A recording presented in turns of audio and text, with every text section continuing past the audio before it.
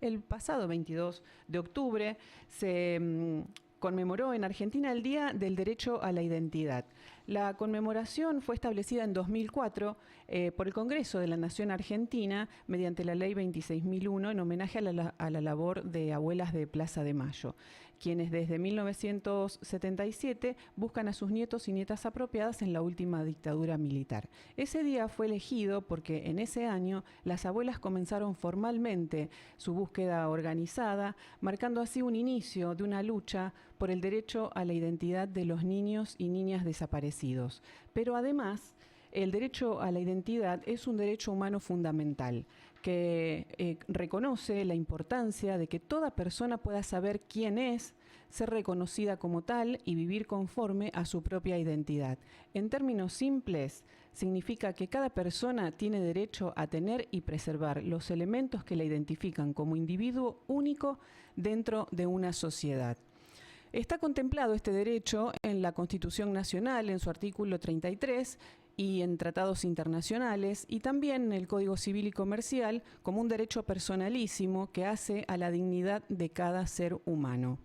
Pero para hablar del tema tenemos ya conectada a la jueza civil y comercial que trata a diario esta cuestión de los derechos y cuáles son los casos de derecho de identidad que llegan a la justicia y qué dice nuestra legislación sobre estos temas. Pero ya le damos la bienvenida a la doctora Mónica Klepkar, jueza civil y comercial de Rosario, que nos va a aclarar un poco este tema. Hola Mónica, buen día.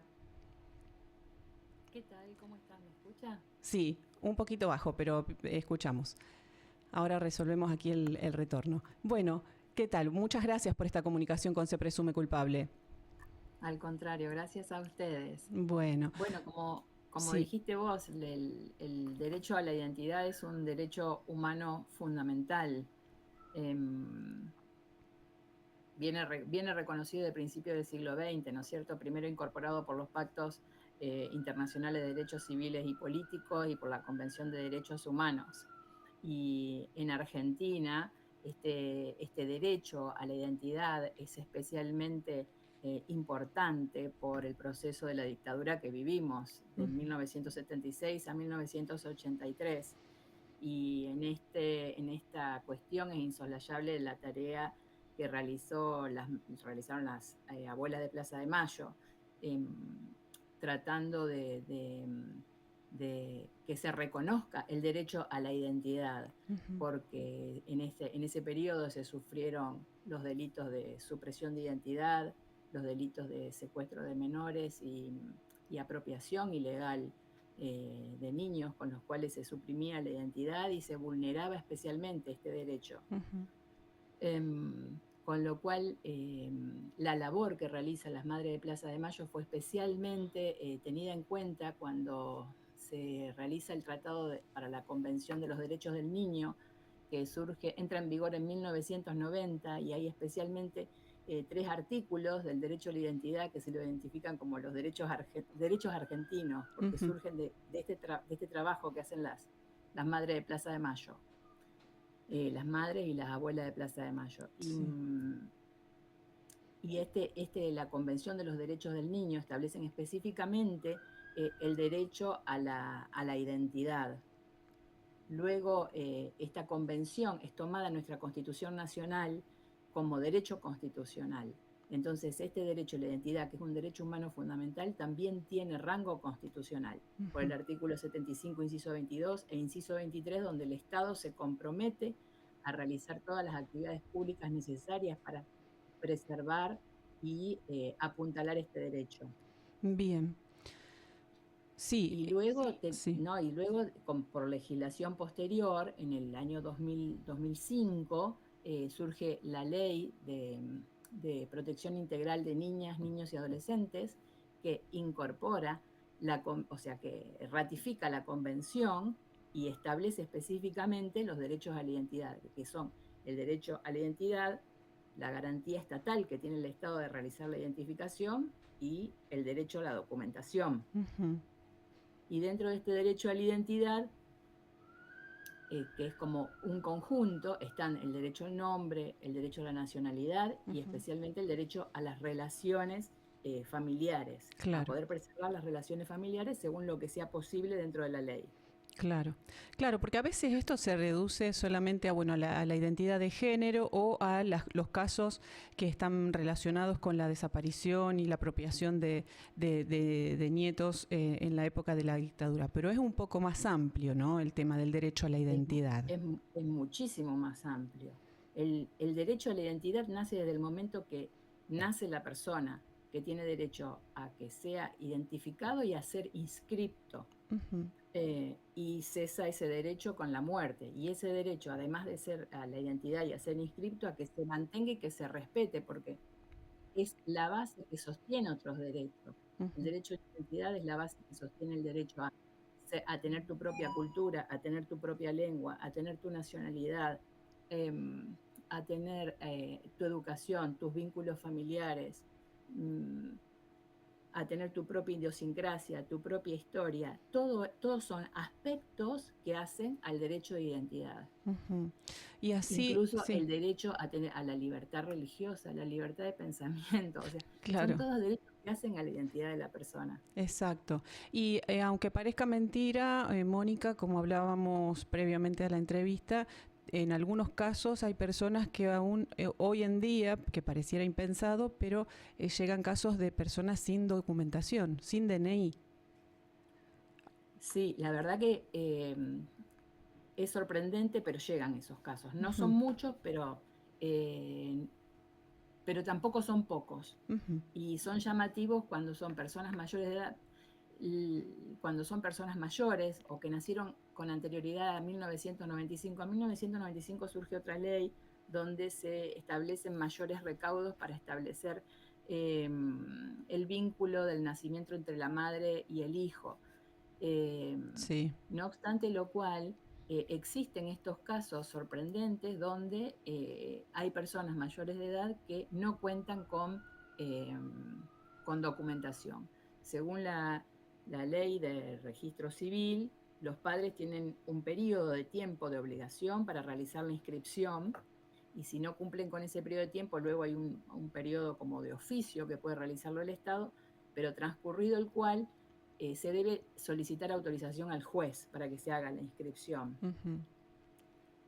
lo cual tiene mucha lógica, ¿no es cierto? Porque hay que determinar si efectivamente esa persona no tiene documentación y si se dan todos los requisitos negativos que establece la ley, que en definitiva establece a ver en qué lugar nació, no tiene la partida de nacimiento, tiene partida de nacimiento, en qué hospital nació, también se averigua si hay certificado negativo, si existe el certificado de nacido vivo, a veces existe, a veces no. Ujú. Eh, Se toman recaudos se piden las huellas dactilográficas a la policía provincial, a la policía nacional, y se van descartando las situaciones de que tuviera inscripción. Y llegado a ese punto, se pide un dictamen a la asesoría del registro civil, se corre vista al Ministerio Fiscal. Todo este procedimiento está establecido en la ley, ¿no es cierto? Claro.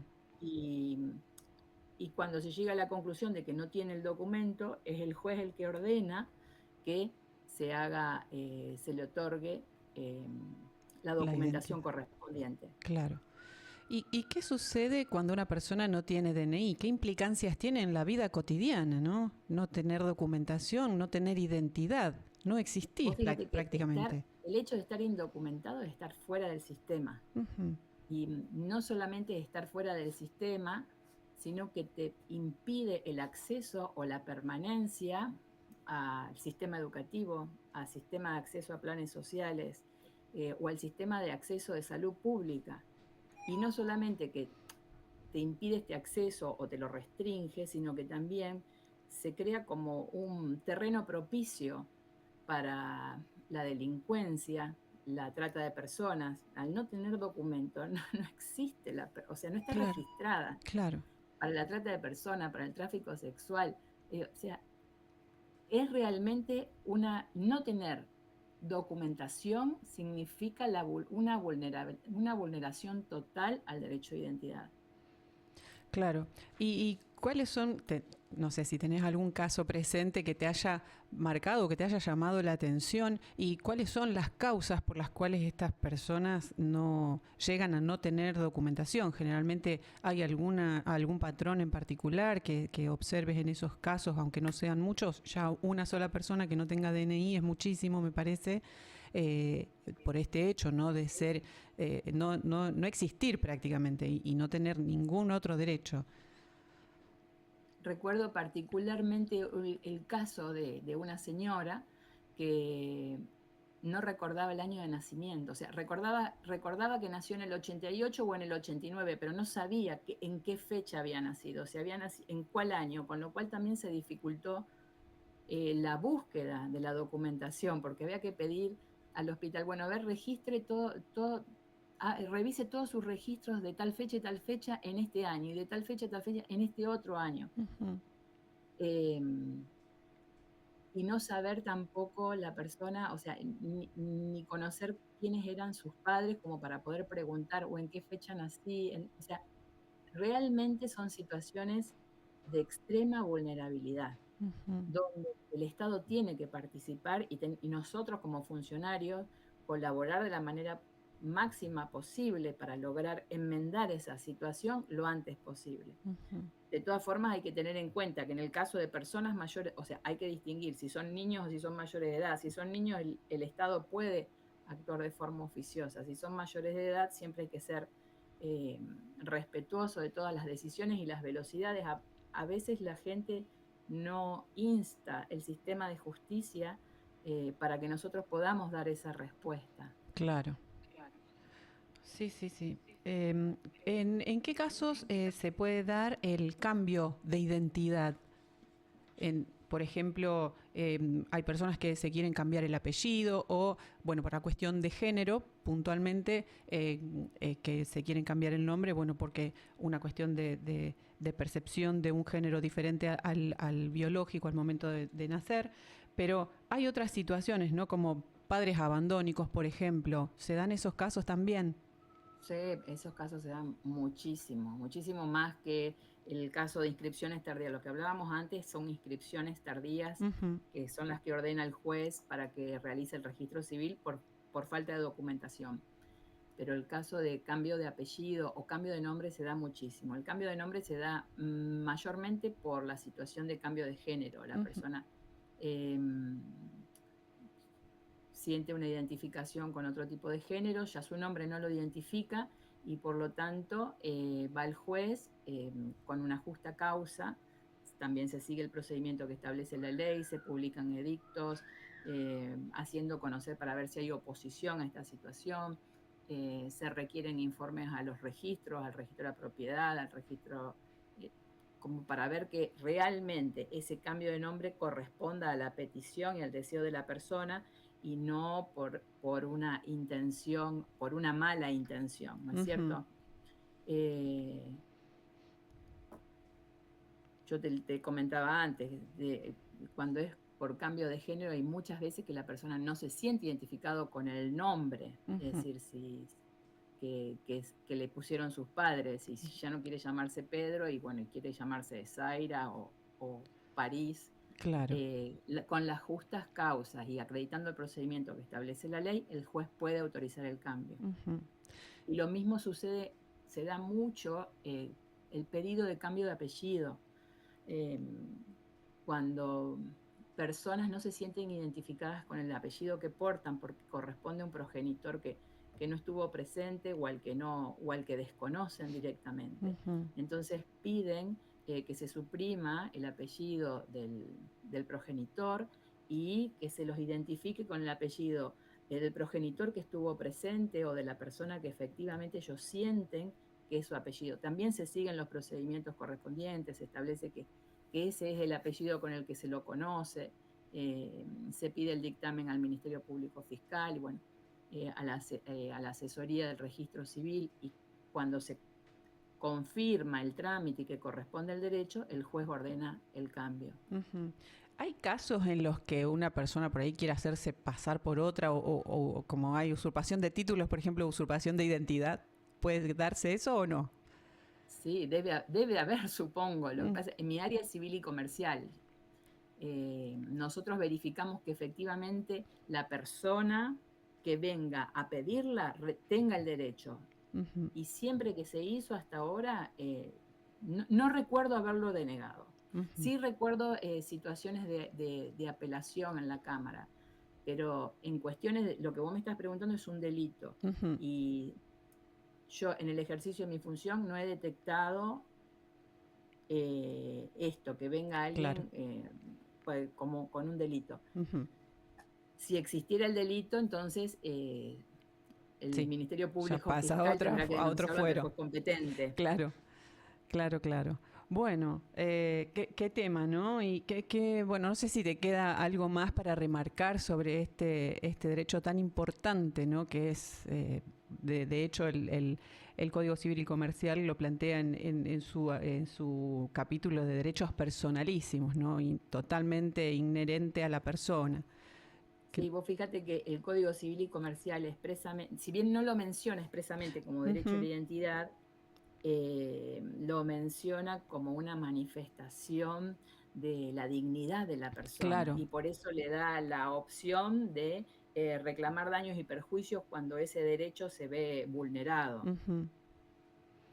Bien, bueno, para cerrar, Mónica, alguna reflexión o algo sobre este tema tan importante, ¿no?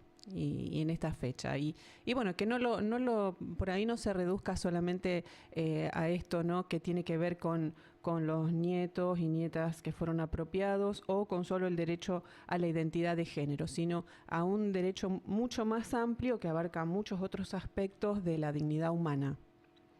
Sí, tal como vos lo dijiste, el derecho a la identidad es amplio y es como, primero, también te lo nombré yo antes, comienza con la vida, termina con la muerte, Ujú, y es el que sostiene otro rango de derechos que son igualmente importantes, el derecho a tener la documentación, el derecho a la nacionalidad, el derecho a la propia lengua, el derecho a la cultura, a la idiosincrasia, a la propia historia, a formarse como persona. Entonces, primero a formarse como persona y luego a formarse como ciudadano. ujú. Es un derecho realmente importante eh, y que por suerte lo tenemos reglamentado, está incorporado en nuestra legislación y tiene rango constitucional. Lo Ujú. importante es que las personas lo conozcan y puedan ejercerlo y puedan reclamar su derecho. Bien, bueno, y además como ser humano único e irrepetible, ¿no?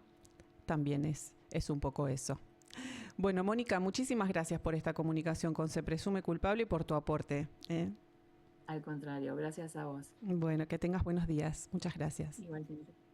Bueno, pasaba la doctora jueza civil y comercial Mónica Klepkar, que con este tema tan importante como es la identidad, ¿no? Y el derecho y todos los derechos que implica conocer nuestra propia identidad y estar reconocidos, ¿no? Para estar reconocidos dentro de una sociedad como seres humanos, que eso también implica la dignidad de cada persona.